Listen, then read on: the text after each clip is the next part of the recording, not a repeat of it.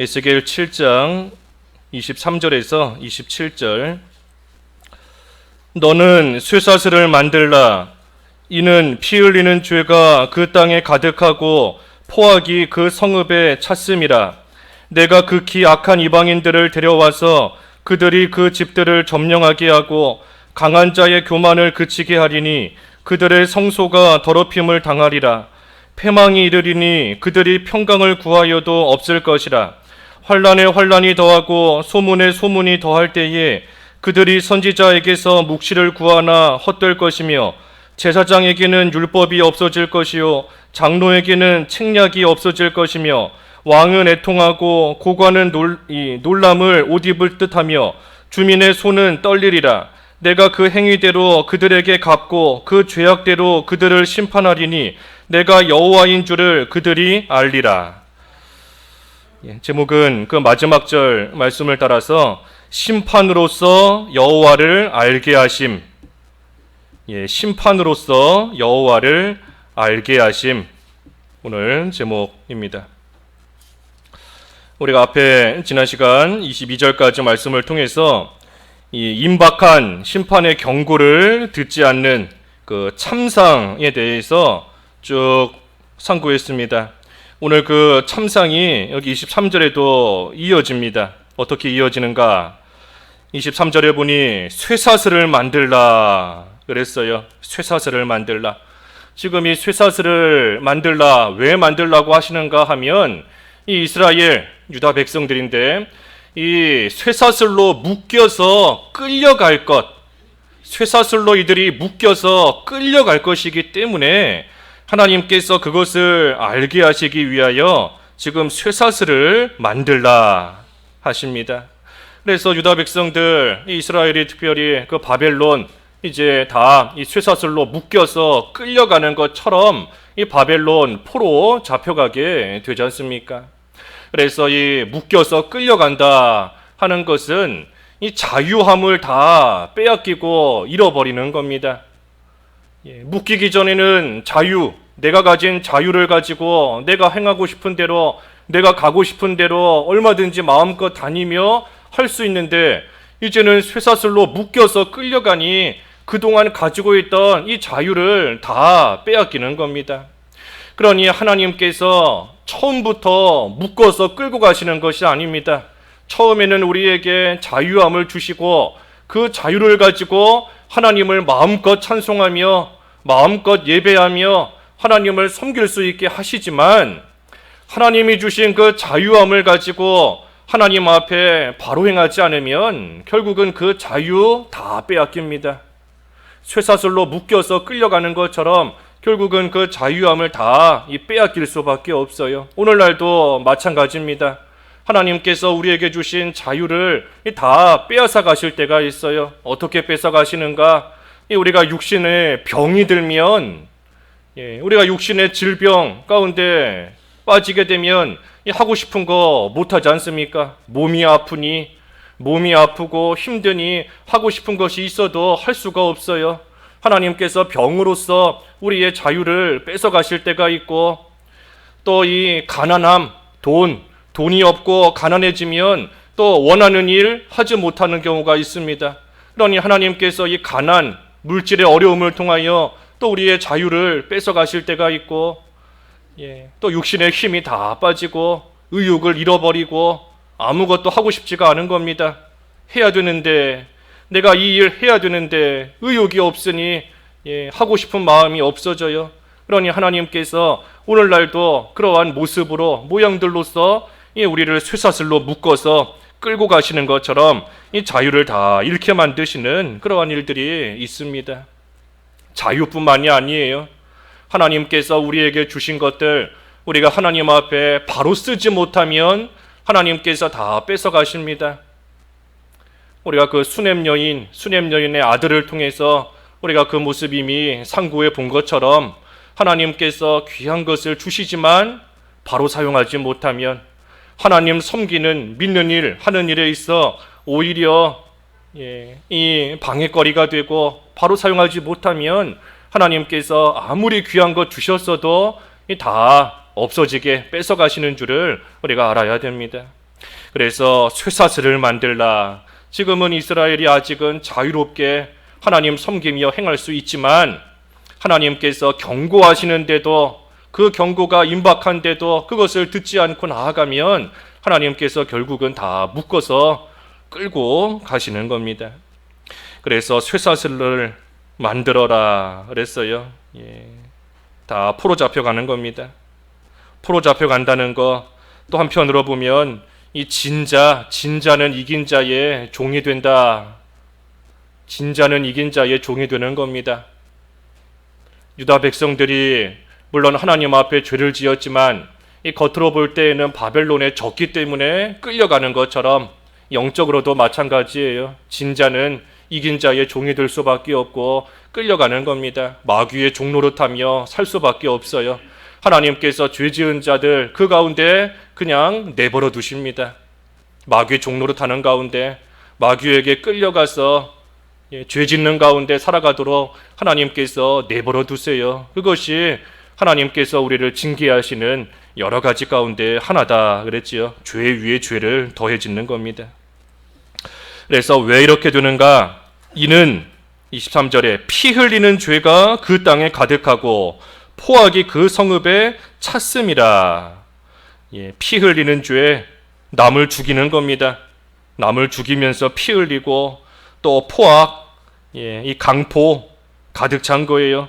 그러니 하나님이 주신 자유로서 하나님을 잘 섬겨야 되는데 그러지는 않고 오히려 그 자유를 가지고 자기를 위해 사는 겁니다. 이기적으로 남에게 손해주면서 남의 피를 흘리고 또 악하게 포악한 모습으로 강포한 모습으로 나아가니 그러니 하나님께서 이방인들, 악한 이방인들을 통해서 치시는 거예요. 24절에도 내가 극히 악한 이방인들을 데려와서 그들이 그 집들을 점령하게 하고 강한 자의 교만을 그치게 하리니 그들의 성소가 더럽힘을 당하리라. 하나님께서 악한 이방인들 다 데려오셔서 하나님의 백성 이처럼 이기적이고 악을 행하며 나아가니 다 치시는 겁니다. 그러니 마침내는 성소가 더럽힘을 당한다. 거룩한 성소인데 이 거룩한 성소마저도 다 더러워지고 결국은 다 무너져 버립니다. 그래서 하나님께서 자유를 뺏어가시는 거예요. 자유함을 다 잃게 만드십니다. 또 그뿐 아니라 25절도 패망이 이르리니 그들이 평강을 구하여도 없을 것이라. 평강이 없어요. 자유를 잃고 평강도 다 없어집니다. 여기 보면 그들이 평강을 구하여도 없을 것이라 그랬어요. 평강을 구하여도 없을 것이다. 그러니 평강 구하지 않기 때문에 없는 것이 아니라 평강을 구하는데 없습니다. 하나님께 평강을 달라고 기도하는데 하나님이 안 주신다는 거예요. 하나님께서 기도하는데 왜 안 주시는가? 이들이 죄 가운데 있기 때문에, 지금 죄 가운데 살고 있기 때문에 아무리 하나님 앞에 기도하며 간구해도 하나님께서 그 기도를 안 들으십니다. 그러니 평강을 달라고 구하지만 하나님께서 죄 가운데 있는 이들에게 안 주세요. 그래서 평강이 없는 겁니다. 그러니 이 우리가 죄를 해결하지 않으면 우리에게 참된 평강 없습니다. 아무리 하나님 내가 지금 너무나 힘들고 너무나 마음이 뒤숭숭하고 너무나 지금 어려움 가운데 있습니다. 제발 평안한 마음을 주십시오. 아무리 간구해도 죄를 그대로 간직하고 있는 이상 하나님께서 평강을 안 주세요. 그러니 죄를 고백하며 회개하고 끊어야, 그래야 심령의 천국, 하나님 나라 의이지 않습니까? 의. 죄가 있으면 하나님 나라 들어갈 수 없고 누리지 못해요. 심령의 천국 누리지 못하는 겁니다. 그러니 죄를 하나님 앞에 끊고 나아가야, 그래야 하나님이 주시는 평강이 있지. 그렇지 않고 아무리 구한다 한들 평강을 구하여도 없을 것이라. 없다는 겁니다. 평강이 없어요. 또 26절에 보면 환난에 환난이 더하고 소문에 소문이 더한다. 환란이 더 심해집니다. 설상가상으로 환란을 당하고 있는데 그 위에 환란이 더해지고 또 소문에 소문이 더한다. 이 안 좋은 소문이 계속해서 나는 겁니다. 그러니 뭐 이상한 소문 난다. 하지도 않았는데 이상한 소문이 난다 라고 해서 억울할 수 있지만 사실 우리가 이 말씀을 생각할 때 참 하나님 앞에 바로하지 못했구나. 하나님 앞에 바로하지 못하기 때문에 이러한 소문이 나는구나. 우리가 소문나는 것으로 그저 속상해하고 억울할 것이 아닙니다. 하나님 앞에 바로한다 나름대로는 힘쓰지만 그래도 하나님 앞에 부족한 것이 있고 또 하나님께서 원하시는 바 회개할 바가 있구나. 우리가 이러한 일을 잘 깨달아야 돼요. 그래서 환란이 더해지고 소문이 더해진다. 징계가 멈추지 않고 계속 오는 겁니다. 그들에게 그때에 선지자에게서 묵시를 구하나 헛되다. 선지자에게 물어도 살 길을 찾을 수가 없어요. 지금 이 환란이 더해지니 얼마나 지금 괴롭고 힘든 가운데 있겠어요. 그러니 그 가운데서 좀 나와 보려고 살 길을 선지자에게 묻지만 이 선지자도 살 길을 알려줄 수가 없습니다. 모른다는 겁니다. 묵시를 구하나 헛되다. 또 제사장에게는 율법이 없다. 올바른 모습을 찾아볼 수가 없습니다. 하나님을 섬기는 자들도 지금 다 죄 가운데 있기 때문에 그들에게도 율법이 없어질 것이다. 올바른 모습을 찾아볼래야 찾아볼 수가 없다는 거예요. 또 장로에게는 책략이 없어질 것이다. 어려움을 해결할 수 있는 방법 다 찾을 수가 없다는 겁니다.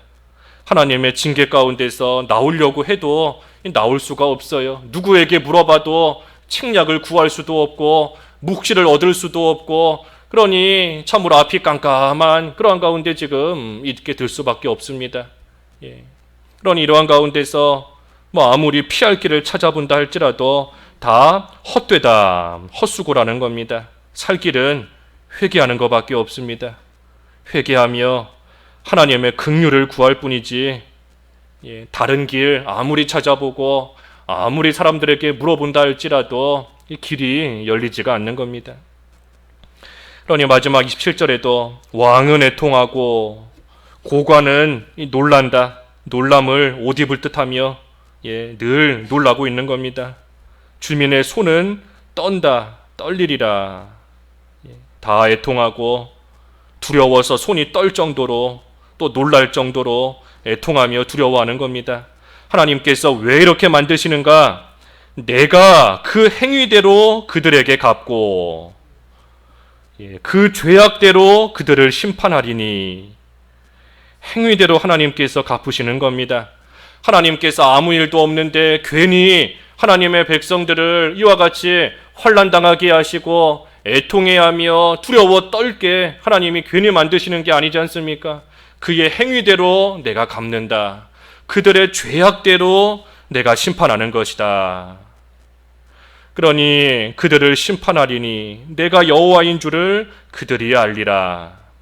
심판하신 후에 그제서야 이스라엘이 유다 백성들이 하나님은 여호와이시구나 하는 것을 하나님의 심판을 받고 나서야 그제서야 깨닫고 하나님을 바로 알게 된다는 겁니다. 그러니 하나님의 징계를 받고 나서라도 하나님의 징계를 받은 후에라도 하나님을 바로 알면 그래도 다행입니다. 그래도 다행이고 소망이 있어요. 애초에 하나님의 심판을 안 받는 것이 제일 좋지만 하나님의 심판, 하나님의 징계, 훈계를 받고 나서라도 그때로서라도 하나님을 바로 알고 하나님이 여호와이시구나, 말씀대로 이루시는 하나님이시구나, 행한 대로 이처럼 갚으시는 하나님이시구나 하는 것을 바로 알고 하나님을 기억하고 하나님께로 돌이키면 그래도 소망이 있습니다. 그때라도. 그게 징계하시는 목적이잖아요. 하나님께서 우리를 징계하시는 목적이 우리를 죽이시려는 것이 아니라 살리는 겁니다. 살리는 것. 하나님께서 살리시기 위해서 우리를 징계하시는 거예요. 징계하시는 하나님의 마음도 하나님도 아프다 그랬어요. 내가 그들을 볼 때, 내가 참으로 에브라임을 볼 때, 참으로 그들의 이 어려움을 겪으며 환난 가운데 있는 그들을 볼 때 내 심정이 참으로 불붙는 것 같다. 하나님께서 하나님의 징계 가운데 있는 하나님의 백성을 보실 때에도 하나님께서 마음이 괴롭고 편치 않으신 겁니다. 그럼에도 하나님께서 징계하시는 것은 살리기 위해서, 하나님이 사랑하시는 백성들을 살리시기 위해서 하나님께서 징계하시는 겁니다. 그러니 하나님의 심판이 분명히 목적이 다릅니다. 이방인들을, 하나님의 이방 민족 심판하시는 목적은 멸망이에요. 하나님 앞에 죄가 관영한 그러한 민족, 나라, 하나님께서 때로는 이스라엘을 도구로 쓰셔서 그들을 심판하실 때가 있는데, 이방 민족을 심판하시는 목적은 멸망입니다. 멸망. 하지만 이스라엘을 심판하시는 목적은 회복입니다. 회복시키시기 위해서 하나님께서 치시는 겁니다. 우리 아까 찬송가 부른 것처럼 사랑의 줄로, 우리 주님께서 사랑의 줄로 묶어서 끌고 가시는 거예요. 애초에 처음부터 줄로 묶지 않아도 하나님의 사랑을 스스로 알고 따라오면 좋은데, 그러지 않고 어긋난 길로 가니 하나님께서 내버려 두실 수가 없는 겁니다. 그러니 사랑의 줄로 꽁꽁 묶어서라도 하나님을 따라오게끔 하나님께서 끌고 가시는 거예요. 그러니 그것이 징계인 것이고 훈계고 훈계의 목적입니다. 하나님을 바로 알아라.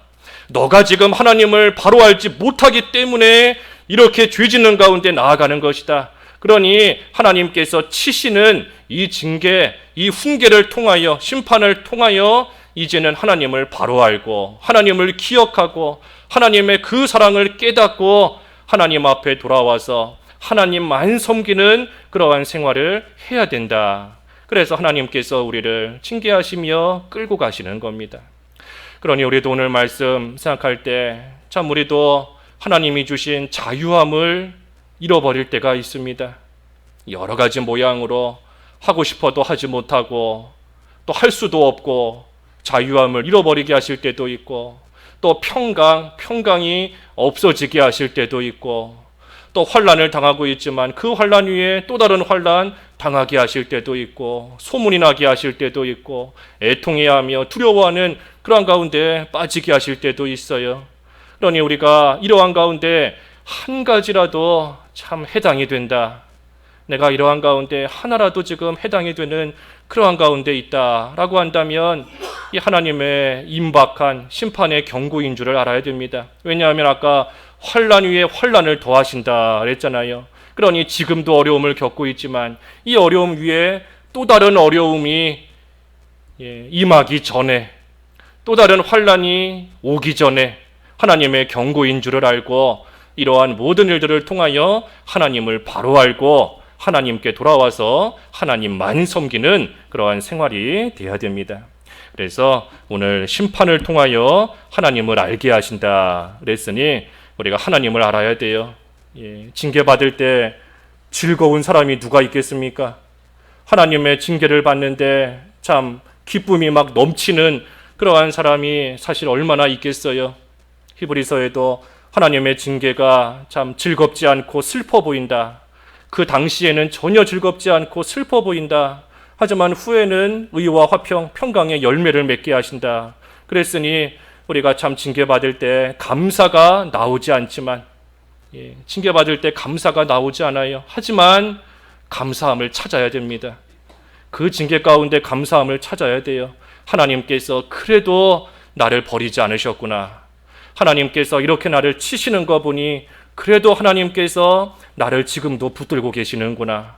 하나님께서 다시 한번 기회를 주시는구나 하는 것을 생각하며 어떻게 하든 감사함으로써 우리가 징계를 잘 받고 그 속에 하나님을 바로 알고 깨닫고 하나님께 돌아오는 그러한 계기가 되어야 되겠습니다. 기도하겠습니다. 하나님 아버지, 징계를 통하여 하나님을 바로 알게 하신다 하였습니다. 자유함을 잃어버리고 또 마음의 평강을 다 잃게 되고 애통함과 두려움 속에 또 환난에 환난이 더해지고 소문에 소문이 더해지는 여러 가지 일들을 당할 때가 있는데, 저희들 그러한 일 당한다 할지라도 낙심하고 포기하고 주저앉는 생활 되지 않게 하여 주시옵소서. 하나님께서 사랑의 줄로 저희를 꽁꽁 묶고 이끌고 가시는 것을 다시금 징계 가운데 깨닫게 하여 주시고, 하나님을 기억하며 하나님께로 온전히 나아와서 저희를 사랑하시는 하나님만 섬기는 귀한 성도의 삶을 살아갈 수 있는 저희들 될 수 있도록, 징계의 시간에 하나님을 바로 아는 기회로 삼을 수 있도록 은총을 베풀어 주시옵소서. 오늘 거룩하고 참으로 복된 또 주님의 날이온데, 참으로 하나님께서 예비해 놓으신 참된 안식 가운데 다 들어가게 하시고, 하나님이 주시고자 하는 복 가운데 온전히 참여할 수 있는 온 성도들 될 수 있도록 하나님 인도하여 주시고, 하나님께서만 모든 영광 홀로 받아주시기를 간절히 바라옵고 나옵나이다. 한 주를 돌이켜볼 때 또 하나님 앞에 바로 하지 못한 것 많이 있고, 하나님 앞에 감히 나와 하나님을 찬송할 참 아무 자격이 없는 저희들이 오지만, 예수 그리스도의 피로써 오늘도 깨끗하게 씻어주시고, 하나님 앞에 나오기에 참 되지 못한 모든 것을 하나님 다 없애주셔서 주님의 은혜와 긍휼함 가운데 하나님을 힘껏 찬송하며 기쁨과 감사로 하나님을 온전히 섬기는 오늘 한 날 될 수 있도록 하나님 인도하여 주시옵시고, 오늘도 참 교육부서 또 선교하는 일, 또 구제하는 일, 하나님께서 맡기신 모든 일들 각자의 자리에서 잘 감당함으로 하나님의 영광을 드러낼 수 있도록 도와주시옵소서. 몸이 아프고 힘든 또 성도들 여럿 있사오니 하나님 긍휼히 여기시고, 참 천국 생활, 하나님과 동행하는 생활 잃어버리지 않도록 도와주시고, 바라옵기는 하나님께서 치료하여 주셔서 또 하나님 앞에 함께 나와 함께 기뻐하며 하나님께 예배할 수 있도록 주님께서 도와주시기만을 간절히 바라옵고 나옵나이다. 오늘 특별히 또 이렇게 교회 세워주신 지 5년 되는 날을 기억하며 또 하나님께 감사하며 또 예배하고자 하오니, 하나님께서 지금까지 베푸신 은혜를 생각하며 또 하나님의 같은 은혜 앞으로도 베풀어 주시기를 구하며, 오늘 한 날 하나님께 힘써 예배할 수 있도록 주님께서 인도하여 주시옵소서. 예수님의 이름으로 기도하옵나이다. 아멘.